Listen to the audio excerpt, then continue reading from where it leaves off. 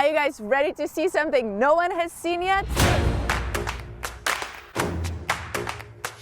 There we go. Get out of here. Didn't know that? No. No, we didn't get a chance to show them yet. This is going to change the way that you boat. Oh, yeah. All right. These are still prototype units, so what you guys are seeing is quite special. No one has seen it yet. I didn't know that. That's another new. that's why you brought me here.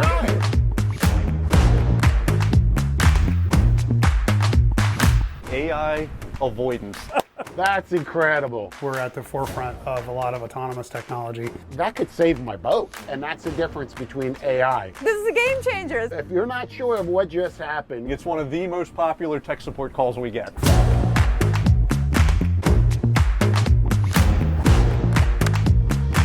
You got to see this. Project America. So what you guys do exactly? From a small trailer boat to an aircraft carrier. And you actually know Alexei like way back. Hold on. It's coming to life. All these things about Furuno we did not know. We've been invited by Furuno Electronics to come check out their brand new, groundbreaking navigation technology. It is not more complicated and it is not more expensive.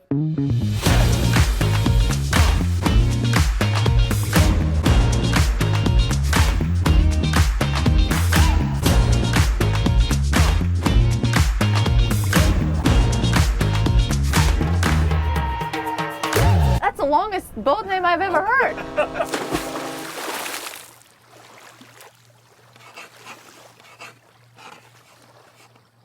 Hello from sunny but cold Washington State. We are in front of Furuno headquarters and we're here to talk electronics. Hello, sir. Good to see you. Good to see you. Thanks for having us. Hey, good to see you. Did you meet Barb, our Yes. Furuno face here? 26 years. 26 years. Pretty amazing, isn't it? Is it going to be a lot of that here? Yeah, you might see that trend. We moved here in 97. We have a lot of people that have been here since then, so. Wow, impressive. So what do you have planned for us today? Well, I thought we'd start with kind of the history of Furuno. Furuno is a family name for the two gentlemen that started the company. Their last name was Furuno, obviously, and they're from Japan.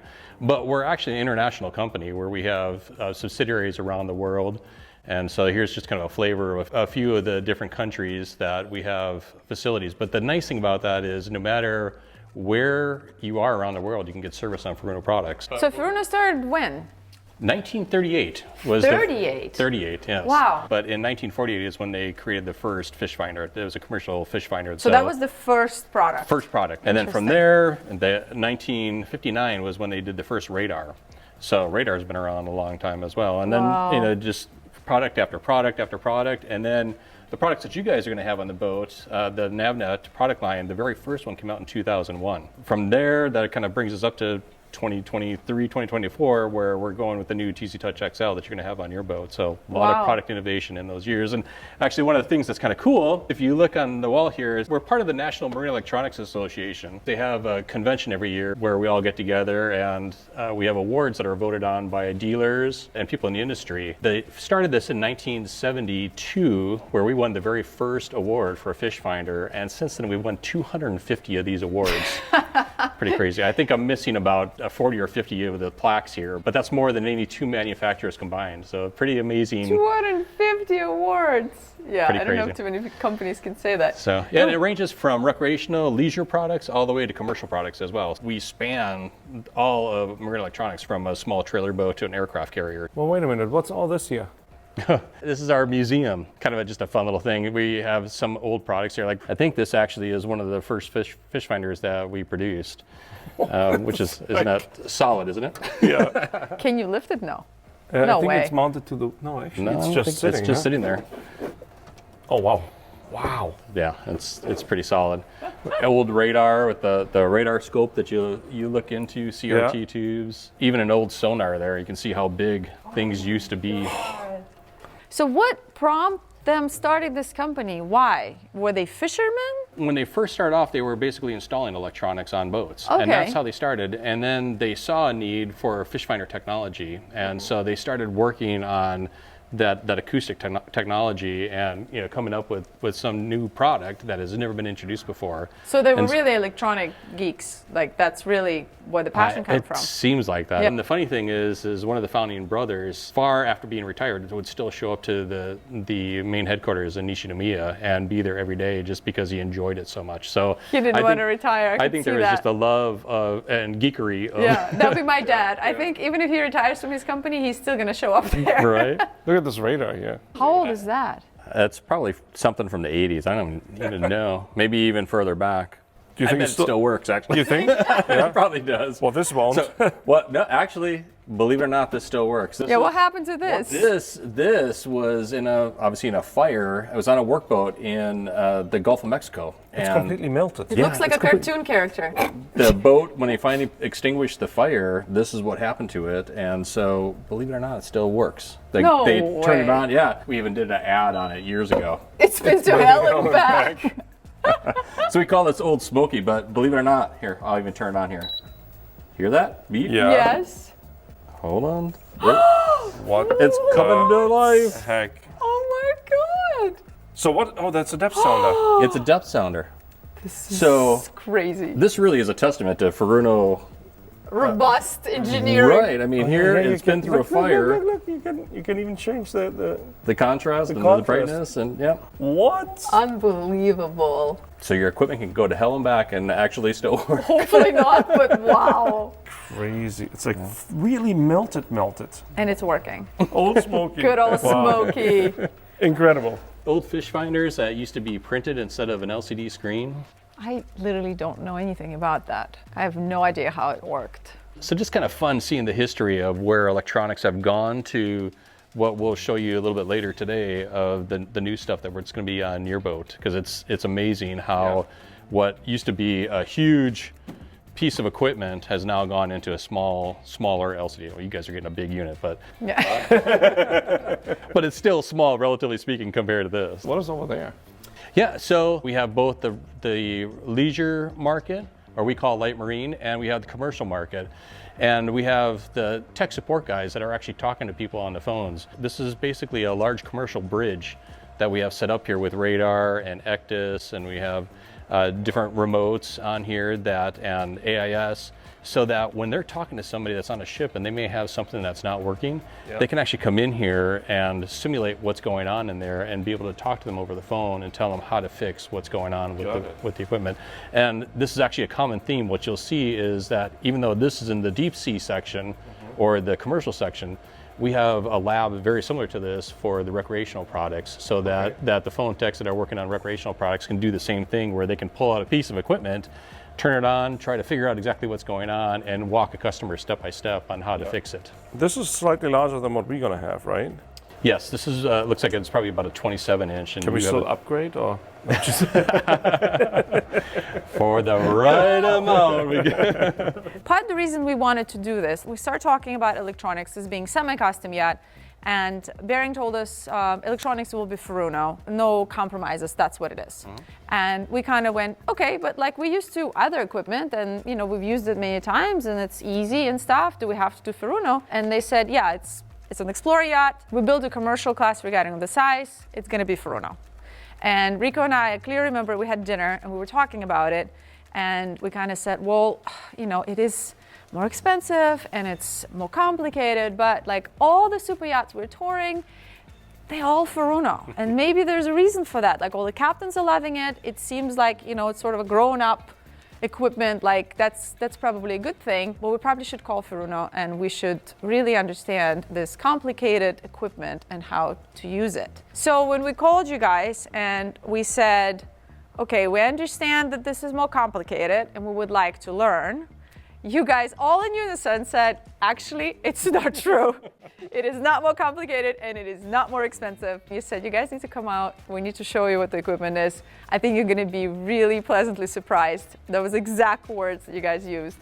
And we decided we're gonna make this trip and we're gonna take all of you with us, because when there is a stigma that could be broken, especially to equipment of such level and such grade of respect in the commercial industry and in the super yacht industry, if it's good enough for them, it should be good enough for us small people with small boats. I'm excited to do all this with you guys. Thanks for having us. No, I appreciate you coming out. And yes, I mean, to the point, there's a stigma that we are more expensive than everybody else and that we're more difficult to use. And it's not unwarranted, because years ago, that was true, but it no longer is true. I mean, that was probably back in the late 90s, early 2000s, our pricing was higher than everybody else's. And we have, since that time, been able to work with the parent company in Japan to get the pricing down on that. With that, if you compare apples to apples, package for like your boat or even smaller, you're gonna see that those prices are either same or in many cases actually lower, depending on what it is. That's totally a myth that you guys are busting for us, so thank you on that. And as far as the complicated part, that is kind of warranted, and we'll take the black eye for that. So back in 2008, when we introduced NavNet 3D, it was really innovative at the time, because the whole 3D moniker on that is that you were able to take your charts and lay them in a 3D manner. It was the first piece of equipment ever that was able to show a chart in 3D. Very cool. Very complicated. And if you read a manual, you could really learn it and be able to do that. And if you're a weekend warrior where you're only on the boat on the weekends, you would forget how to use it. And it's not your job. Like if you're in the commercial industry, if you're in the military, like this is part of your job. Even a phone, like the capability of a phone, like there are all these TikTok videos of what you can do with your phone, your iPhone, like all the shortcuts and things. And like once in the blue moon, I'll see one, I'm like, oh no way, you can do that with a phone? Like no idea. That analogy of a phone or a computer is exactly true, because there's so much capability inside of there. But what you really use on a daily basis is really probably 10% or 15% of it. It's like our brains. That's part of that whole complicated piece, is that we try to put as many features in there, because we're servicing not only a recreational boater, but maybe the sheriff's department wants to use this, or maybe the Coast Guard wants to use this. So there's features that they have that they want to use that you will never use in your life. Like giving it across the board, because why wouldn't you? It's there. In that NavNet 3D, you would bring up the menu and it would be like this scrolling menu that had every feature in there, and people would look at that and go overwhelmed. And so what we've done over the years is we've found the menu items that are the most used and most popular. And when you swipe a menu, those are the things that come up. And then if you're a Coast Guard or a sheriff or somebody like that needs more of the deeper features, they can go into a deeper menu and be able to find that. But for the everyday person, it's minimalized so that it's easy to use. And if you're off the boat for 2 months and they come back and turn it on, you remember how to use it. All right, so where are we going now? Let's go over to our research and development team. I'll introduce you to them, and we'll talk about how we actually work together with the parent company to be able to design products that can be used for the recreational industry. But they have a team now where there's some designers that are engineers from Japan and also here in the US. So it's a pretty neat way of working together. All right, let's do it. These are the product development guys here. We call it Project America.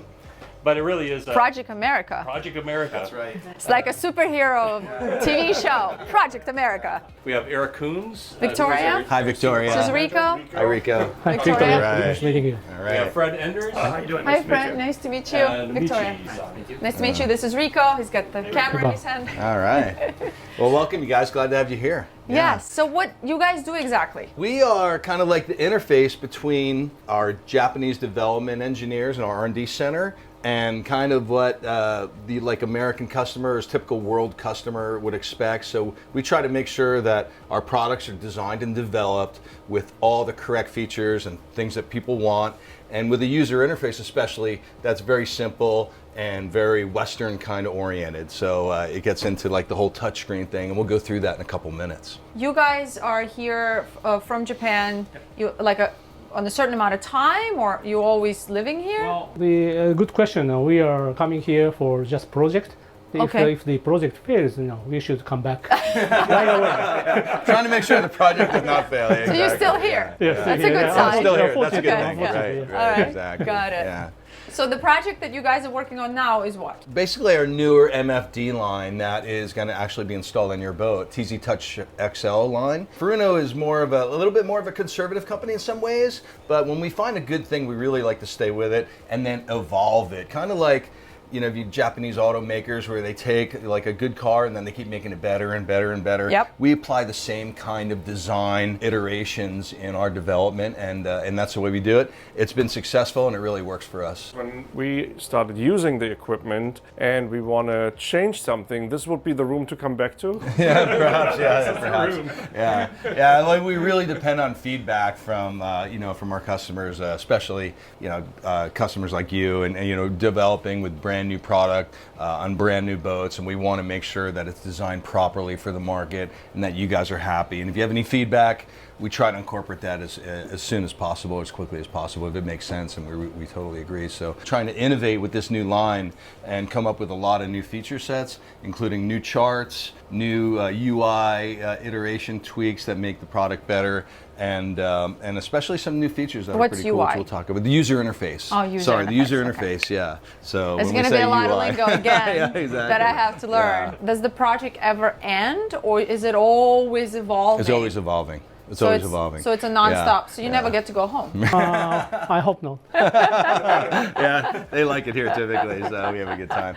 Yeah, but that's a good point. We're always working on new software versions and new features that are, you know, as soon as one's brought into the line, we have like, you know, stages, and we're saying, okay, what about version this one? What about version this? So we're kind of 2 or 3 years out right now in terms of features, known features that will be implemented into the products. Got it. So what we're seeing right now in this new product that's coming out, you guys are already 3 years ahead on what you want to do. What you want out there. Roughly. Yeah, Okay. yeah, roughly. We actually have been pretty fast to develop this new MFD line, so it's probably only about a year, 18 months since inception, maybe almost 2 years. That is really it's quick, pretty fast especially for us. something so different, Yeah, that for it's this- just the next step that you guys are doing. Right. That is Yeah, we're really Exactly, fast. are you guys working on for in 2 years? Yeah, I can't tell you Good everything, one. but Nice, yeah, exactly. nice. Yeah, we can turn it off. Tell you, but we have to tell you. Yeah, exactly. Right, yeah. We're never coming back. We're gonna dive into all the features in a little bit, because you guys are giving us a full, well, as full as it can be in this short amount of time, but a good little dive into what we are gonna be having on our boat. Thank you guys. All right, thank you. Have fun innovating. Here I want to introduce you to Jeff Lance. Jeff is, what is your title anyway? Yeah, what is your title? Hi, I'm Jeff Lance. Rico. Hey, Rico. Yeah, I'm the Light Marine Technical Service Manager. So it's kind of multiple hats. Most of us here have a lot of different roles. Light marine? Light? So the There's yeah, a heavy marine as well? Well, that's our commercial stuff. So one of the things that's unique about Furuno is that, you know, as I mentioned earlier, we are based out of the commercial industry, and that's where we started. And then we worked our way down into what we call light marine, which is the leisure market. So you're telling us we're the light? Good, I like to be the light. You do? I thought you liked to be full displacement. Also, yeah. So yeah, you would be considered the light marine or the leisure marine. Okay, the leisure sounds better. Okay, we'll call, you're now the leisure marine. The Leisure Marine Technical Service Manager. Yeah, I mean, they use the light marine equipment all the way up to big, you know, commercial tugs and other applications. It's mainly all the NavNet type products and the nav pilots for the autopilot that, you know, is grouped into the light marine, because the majority users are the small recreational market. But we do have our products get used in the commercial applications, and then we have a dedicated commercial department that manages all the big super tankers and, you know, cargo carriers, and has all of the big commercial electronics that probably a little bit too big even for your boat, and your boat is quite large. So we're talking. Appreciate that. Am I fair to say that you guys are the only marine electronics company that operates in both spaces in such scale? We really do. We have two sets of competitors. We have the competitors that are in that leisure market, and then we have a whole other set that are in the commercial market. There's nobody else that crosses over. We have over 200 finished good products that we sell that cover that scope of boat. And when you think about, you know, when 1948 we came out with the first commercial fish finder, and so that's where it started, was with the fishing industry, and then it went into just the commercial industry in general, from the tankers to the large ships that were doing that. And then we worked our way down into the smaller equipment, but we're taking still that commercial grade technology that we use for the commercial equipment and put that into the leisure products, which makes it a more dependable product. It can take the wear and tear of the bouncing around and all the things that just shake a unit up and make it break. It's what you and I saw in that history museum. Right. That was pretty impressive that that's still working. So that's just the beauty of going, having a company that goes from the commercial down to the leisure type of market, and we had the products that we can support along with that. The reliability that comes with that. Yeah, so one of the things that's, I think, unique as well is, so when we're looking at the phone support here, the people that are on the phones are actually, they're talking to dealers and end users, but talk a little bit about the fact that we have an East Coast and a West Coast office. Yeah, so we basically have almost a duplicate of this on the East Coast. In fact, that's where I was hired out of originally. When I retired out of military electronics, I joined Furuno on the East Coast, and before I came over here, and I was a tech support technician answering phones for both dealers and customers. Because we have staff on both coasts, we have coverage for 12 hours. Means somebody on the East Coast can get somebody from 8 a.m. in the morning till 8 p.m. at night, which gives you some time to get out on the boat and do things after work. We also have our own warehouses, which you'll probably end up seeing. A lot of our competitors, they don't maintain their own warehouses. They do what some people call smart logistics, which I call dumb logistics, because what they do is they pay UPS or FedEx to house their products, and when they do that, they don't have access to it, right? So if a new software update or a modification comes out, we have direct access to our equipment. So we can have a dealer bulletin come out that says, hey, you need this, but we can do it here before it even ships. So when the customer gets it or the dealer gets it, they don't have to scramble and modify something that just came new out of the box. It's all updated. It's already done. That gives us a lot of flexibility, having access to our product.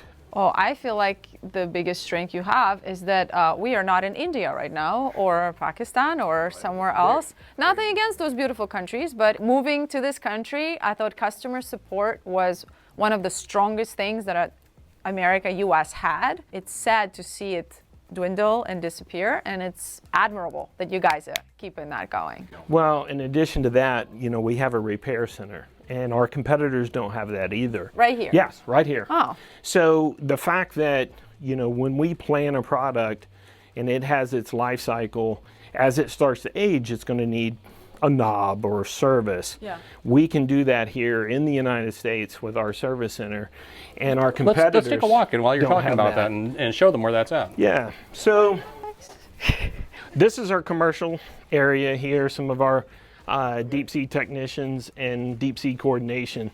And the heavy and the light, they big don't. stuff. There's no rivalry in between the two departments. I wouldn't say that. I would say there probably is a little bit of rivalry, and there is overlapping products, right?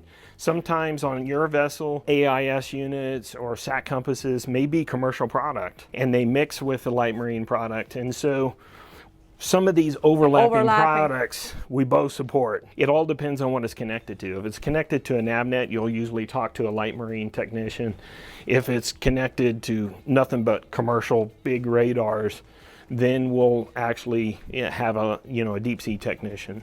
So yeah, antiques. Yeah. I'm like The new series. yeah, the new. So this goes back to the quality of Furuno components and the equipment. We have customers from the 1980s that still have radars that are working, and then something will just kind of stop working. We have our old equipment here that we can cannibalize basically, and the technicians will grab a component off of there and fix a radar from the 1980s, 90s, early 2000s. How many of our affordable yacht series have we toured with old equipment built in the 80s with the old Furuno, like the classic super yachts? Right. Yeah, that the old still Browards had, and so on. Like, I still have that And they're still equipment. working great. Yes, it's still well, working. if it's Furuno, it's still working great. Yes. No, it's Furuno, and the captains are like this, like still. We're like, why wasn't this upgraded? They're like, it's working. So the owner was like, why fix it? It's working. Right. It's pretty crazy. Well, we can still get many of the components, and we pre-plan when we stop selling something, minimum on the commercial market, that we have repair capability for 7 years after we've sold the last product. On the light marine market, it's 5 years. But a lot of these well exceed that, Yes. and these are not ones that we would pull parts on. These are actually mock-ups, ones that are still fully functional that we use to compare. And if we fix one, we would normally get a part from something else or order it. So if somebody calls and say, I have a problem with this, you can pull this model and be like, okay, this is what I'm looking at. Exactly, and we do that a lot in tech support. If somebody's got one and we got a new technician that hasn't hooked up some of this old equipment and they're trying to duplicate something, we'll grab it and take it to our lab and hook it up there and actually duplicate any problem they're having. You know, we try not to say we don't support something that's really old, because we can. And we do on a regular basis. It's just incredible, actually. I've never seen that before. So when it comes to repairs, this is kind of our radar section. We do everything from the light marine radars all the way up to the really big stuff, swinging a 12-foot antenna stick on a super tanker. You flew the drone and you probably saw the roof. So on the roof, there's some domes up there. Those domes actually have working radar antennas in there. So what they do, and those lines, where that closet right there, the lines run down. So when they're working on a radar antenna, if they want to test it out, they have live radar out there that they can plug it in and test it to make sure that it's working correctly. That's so neat. Well, just wanted to say that we're here on pretty much like a holiday week. Just so if anyone's wondering, where's everyone? Because that's what I said when I arrived. We're pretty much at Christmas. When we told the guys, like, we're coming, they're like, you guys are coming in a week that a lot of people are not going to be here. On the other but hand, it is it's kind of nice for and us. Quiet. Exactly. Yes. For filming, it actually makes sense. Because normally, I'm sure you guys have a lot going on here, and it's busy. It's a busy place. Yeah, so this is kind of nice. So thanks for accommodating our weird travel schedule. Oh, no worries. Glad to have you. All So right. what else do we have here? Yeah, what else? Yeah, so, you know, then we've kind of got the light marine MFDs, what we call multifunctional type displays. If they were repaired, they're usually down here and these last couple cubicles down. How's it going? This is our shop supervisor, and this is the FM radios and high frequency radio repairs, and he's working on some of that equipment now. I feel like that's also a lot of equipment we still see on 80s boats, and it's still functioning and working. You know, one thing I want to point out here, which kind of is something that nobody really talks about, but you don't see pallets of equipment laying around here that need to be repaired. No. Because, first of all, I mean, not a lot breaks down. And you knew we're coming. Right. What?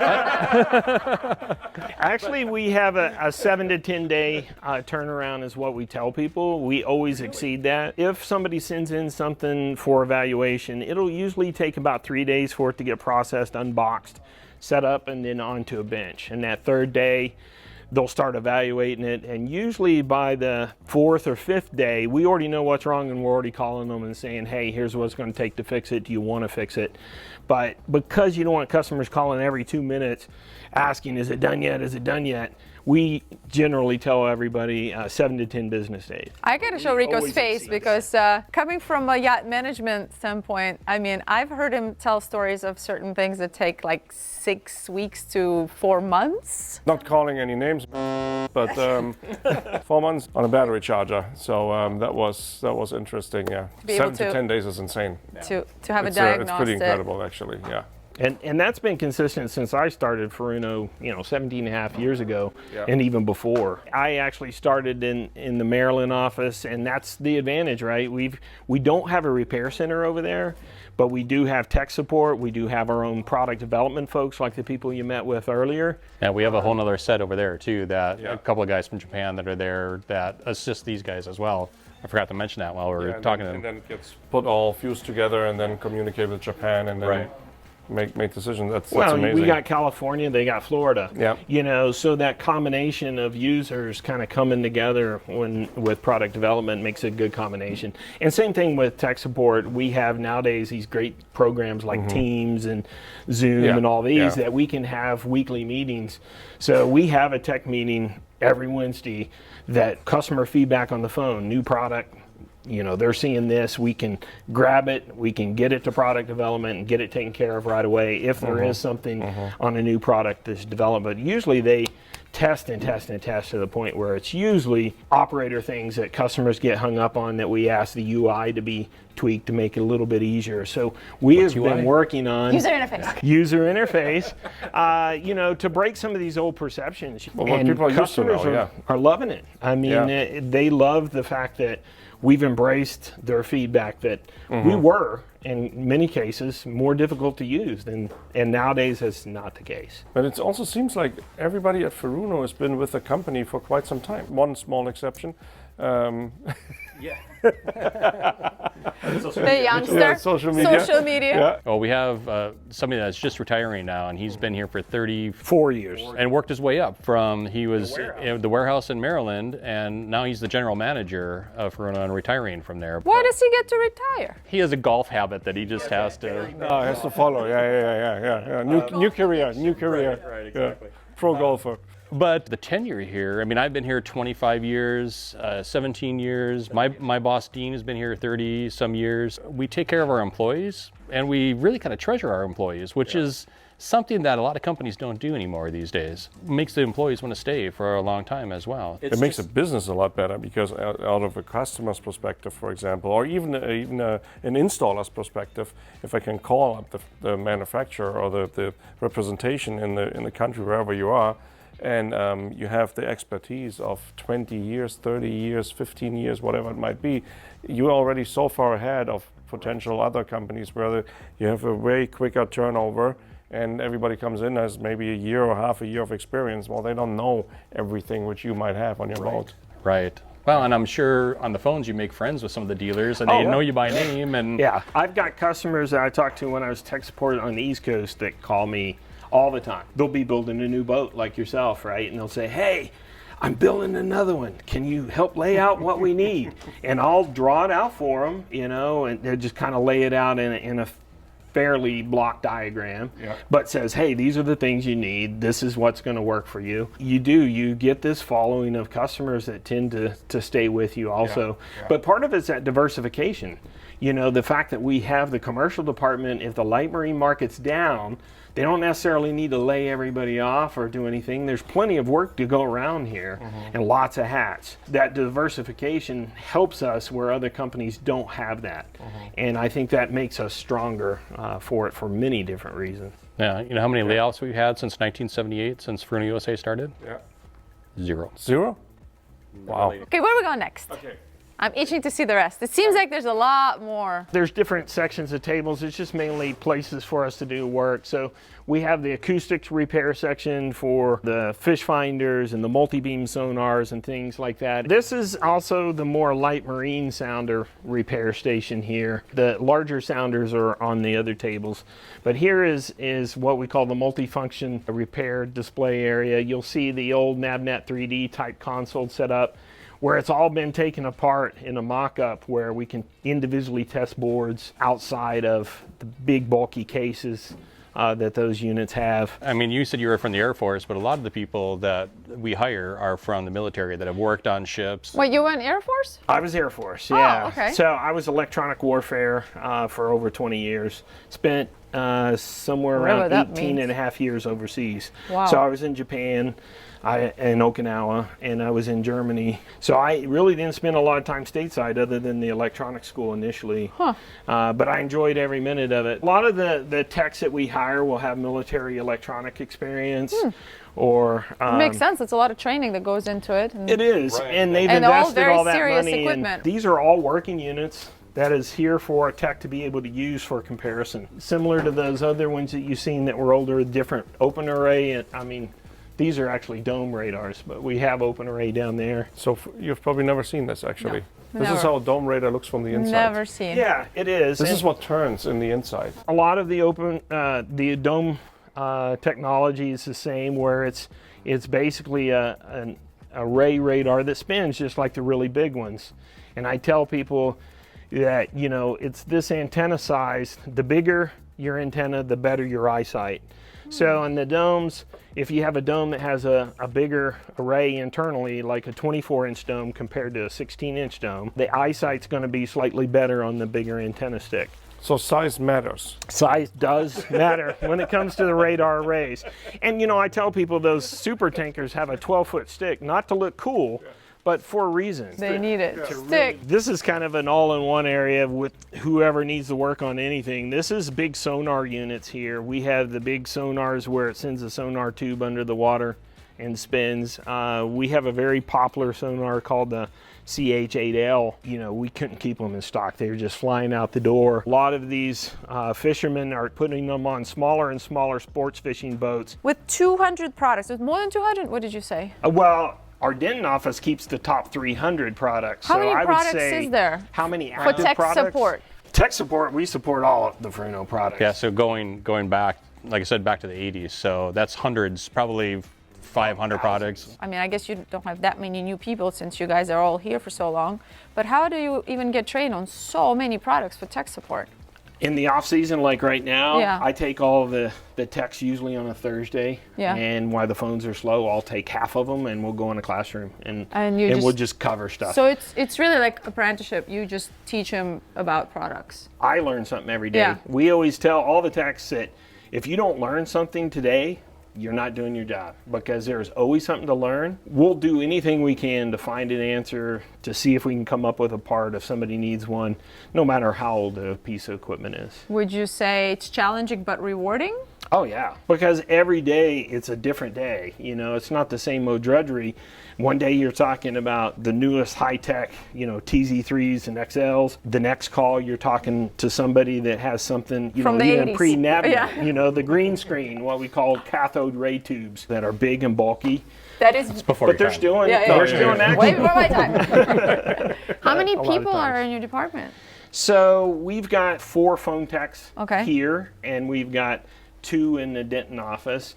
Both of them are ex-Air Force. I used to work with both of them in the military. Oh, cool. One, we were working in Germany together. The other one, we had worked at Dover Air Force Base together before I retired.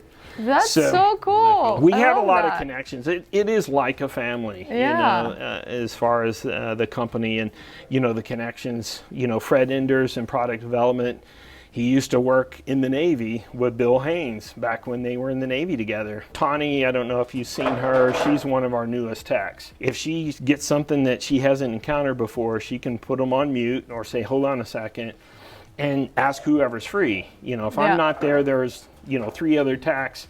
One of those is bound You to be have off like the a phone. doctor consensus. Everyone stands over the unit and is like, what are we going to do about this? Do you concur? Yeah, do Well, you concur? I concur, and- exactly. And we've leveraged teams now. You know, if nobody's around, Yeah. we have teams that she can type a question real quick, Yeah, and the guys in Denton can answer her. that's fantastic. You know, in real time. We also have a forum. It's furunoforum.com, Oh. and there we have the techs that are answering questions, but also dealers get in there and answer questions. So you could go on there and just type in a question, go into whatever category you're looking for, Yeah. go in there, ask a question, and you'll have one of the techs or a dealer go in there and answer. So how, you guys monitoring this? All the time. So Huh. we started it in 2011, the first ones to start a support forum of all the light marine manufacturers. I love forums. A lot of people don't know this about Rico and I, but can I tell them? What? That he does not read manuals or does not. Wow, this is my shocked face. I am the one who reads the manuals. I'm like, babe, maybe we should just look it up. Nah, it's fine, I got it. And he'll figure it out eventually, but I'm the one who like, I'll go on forums. And how many things on our boat that I've like figured out and looked it up, and I love forums. Like I am that person that would go into a forum, 100%. Well, the cool thing about the forum is we have that buildup of questions and answers since 2011, and you can search a subject. So a lot of my newer techs, sometimes if they don't know the question, that is another resource. Oh, they go right into the They'll go forum. in the forum and they'll search for that same exact subject, and many times the answer is sitting right there. Yeah, so, that makes sense. you know, that does cut down on our calls, but in the peak season, you know, it does get heavy at times. Usually the worst wait time I think I've ever seen is usually 5 or 10 minutes with us. Yeah, that's nothing. But if you end up having to wait, you know, there's the option to go to voicemail. Yeah. And we return those voicemails. And I have never seen us take a voicemail into the next day. Everybody always gets a voicemail return call that same day, usually within the same hour. So in the light marine sector then, like why would anybody go with a different company? That's a good question. Seems like know, a bit of right? a I know, no-brainer I know. right now. You know, back when I started Furuno, you know, the equipment cost a little more premium because that's before we convinced Japan to quit building them like they were tanks, you know. Now our pricing many times is lower than some of our competitors. I think a lot of people don't Our know that. service is We were pretty better. surprised actually how affordable it was for the type of equipment we're getting. And a lot of times people are comparing not apples to apples and oranges to oranges. Well, a lot it's a of bit times like with the it's bearings. the same with bearing what Yeah. we have when we talk to potential clients. They compare it to a production boat of the same size that is not a full displacement vessel, that is not a true explorer, that it does not have have any of those capabilities. And you're like, why is this much and that much? I'm like, well, there's just, you can't compare. This Smart is two shopper. completely different things. Yeah. So where are we going from here? Yes. Well, thanks, Jeff. Appreciate it. You're welcome. Appreciate it. Are Thank you, Jeff. you going on Christmas vacation now? What? Soon. He's talking out right now. Thank you so much. It was nice meeting you You guys. will be hearing from us if we have That's what we're here for. Give us a call. Yeah, Hopefully not since often. we're probably not going to have any problems, we're just probably going to call you to say hi. Yeah. Hey, please do. Just call you we once do every have 3 customers months. that check in with us every so often. Oh, that's awesome. Awesome. It's All right, like so you let's- call your friend. That's right. See ya. Bye. So this is the warehouse. As I mentioned, Wow. we have an East Coast and a West Coast facility. It's huge. So this facility is 120,000 square feet, and then the East Coast facility is another 60,000. So that's everything we have in a warehouse. What's interesting, Jeff was talking about repair parts, and so we have a section that's just repair parts. So these are just little pieces and parts and components that go into the equipment, and I think there's like 15,000. I don't know. There's some huge number of parts that are actually there that the technicians can draw from and be able to repair the equipment when it comes in here. I mean, that's actually pretty special when you've got a support team in the same giant room with separations where the repair is happening. Right. Yeah. So if there's a real issue that someone has stuck, it's just a step away to go and talk to somebody Right. who might have an idea or something. Right. This warehouse, we service basically the whole U.S., but also all the Americas. So North America, South America, Central America, and the U.S. We try to keep the equipment here that will be west of the Mississippi, and then in Maryland we have everything that's east of the Mississippi is how we try to separate Okay. it. So you'll see we have the shipping department where the trucks come in and we load things up and get things out to the dealers and basic warehousing stuff. I love that we're here on like this quiet, like this is nice. Where are the shopping carts? Yes. You cannot take anything home with you today. If you look over there, there's Wow, cabling. it keeps going. Yeah, it keeps going. A lot of this stuff is for the commercial vessels, but when you're looking for radar cables and stuff like that, we can cut them to specific lengths that they're looking for. So we have this all set up where they can come in here and just cut. And I mean, when you look at some of these cables, they are Wow. pretty hefty. Can you imagine trying to run that through nuts. your... Wow, that's quite an elaborate cable. But yes, it just keeps going and going. Wow. So we get products in from Japan. They come in by container. We just got 4 containers that they came in and emptied, and now they're going to barcode all this and tag it and put it into the computer system, and then we'll be able to get this put on the shelves and then shipped out. But looking at different, look at that antenna. That's a nice 12-foot antenna there that you would put on a commercial vessel. When we talk about the big boats, that's the difference between commercial and light marine. No, it's so insulting. The light marine. So in Marsats we have domes of those as well. Is that a basketball hook? Yeah, so one of the things that for our employees, we like to keep everybody fit if we can. And I'm in the process of that. but so we have a basketball hoop. We have this set up for pickleball, actually. Oh, no. There's a little pickleball. Oh. So somebody parked a pallet right in the middle of the court. But Somebody so was rebelling against Yeah, pickleball. so when we have break time, one of the things that we do is, so if you are doing something that's for your health, we give you an extra 10 minutes for your break. So normally you get 2 10-minute breaks a day, but if you're doing something, whether it's walking or playing basketball or pickleball, you get 20 minutes. Huh. So just as an incentive to get people to be healthy. That's really cool. Here's another big commercial radar right there. That's kind of a neat. Just eyeing that up, actually, like, wow, look at this. It's huge. So this one is fairly new, right? Yeah, I think they are using it for like testing or something. Yeah. So this would be the commercial department that would be working on that. Oh, that's pretty crazy. Look at this housing. Solid aluminum. And then the orange containers down there, those are VDRs. So that's basically a black box that you would have on a vessel. So if the vessel sank, that would then release itself and it would have all the data on there from the chart plotters and the radars, Wow. and so that they can actually see what happened when the vessel got into the accident. So this only would be on commercial vessels, probably, huh? It's mandated on commercial vessels. So Yeah. where would this be mounted? Usually it's on the top of the boat, so it has a I think the mechanism that keeps it in there, it has some sort of sensor that when it hits the water, it releases itself. Yeah, like a life raft. Yeah, so yeah, that's Amazing. called a voyage data recorder, or VDR is what we call it. That's cool. I can show you our gym if you want to see that too. You have a gym? Just a little Yeah, gym. and he's been with the company for 25 years. Gym. Actually, our old president, his name was Jim. So Oh, it's a real gym. It's a real gym. Oh, and I thought it would be like 3-4 things. This is huge. So if you go and work out, you get an extra break. How long you guys had this policy? probably about 10 years now. Unfortunately, we had one of our associates who passed away, and he was very unhealthy. When that happened, it was kind of the HR department said, we're going to put together a wellness committee, and we're going to actually put up a gym and encourage people to be active. Well, a lot of his work is behind the desk. I mean, that's how I Right. feel. Like Yeah. when I'm editing, I'm behind the desk. It just seems like we're running around the world just, filming boats. But most of like my time in perspective is Sitting. Yeah. sitting on the plane, sitting editing, sitting in front of the computer, or sitting on your phone doing emails, whatever it is. You're always sitting Right. and eating in between. Sometimes there's a whole day you're at the desk, you had lunch at your desk, and you've spent the whole day there. Right. So Right. So this is a great break for everybody to come in. it's just the have a right workout. thing to do. Yeah. You need to be able to, Really to cool. get your blood flowing. Good sized gym. And all these things about Furuno we did not know. Did you guys know? Put it down in the comments.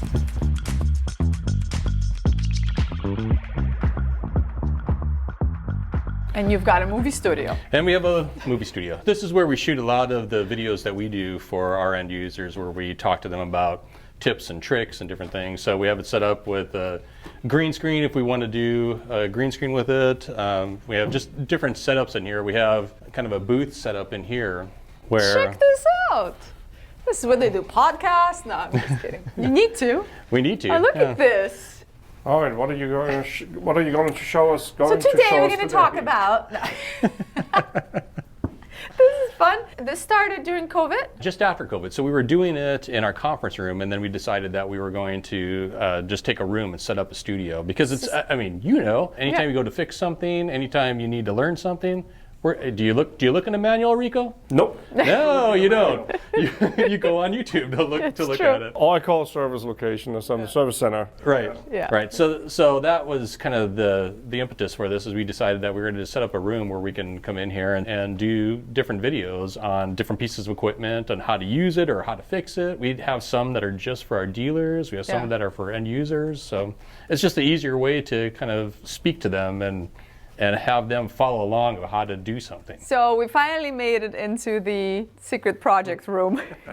Well, our project, right? Yes. Right. project. Yeah, we wanted to show you a little bit of the equipment that you are going to have on the boat. So we wanted to start with Would you look at the time? I know you have been happily geeking out and haven't noticed, but it's been 45 minutes. And to keep the YouTube algorithm gods happy, we're gonna have to pause here. Make sure to hit that subscribe button and the notification bell, because we're actually just getting started. So see you next weekend, and get ready for the part 2. Boom. Welcome to the usually very sunny Florida Keys. AI avoidance. Look at that. That's absolutely awesome. It's basically infallible. This Right. is brand new software. This is actually a full self-learning pilot. All the things I always wanted. Yeah. So you're on the Can't wait to talk about the transducers. Okay, then stay You behind said it. 2 of these.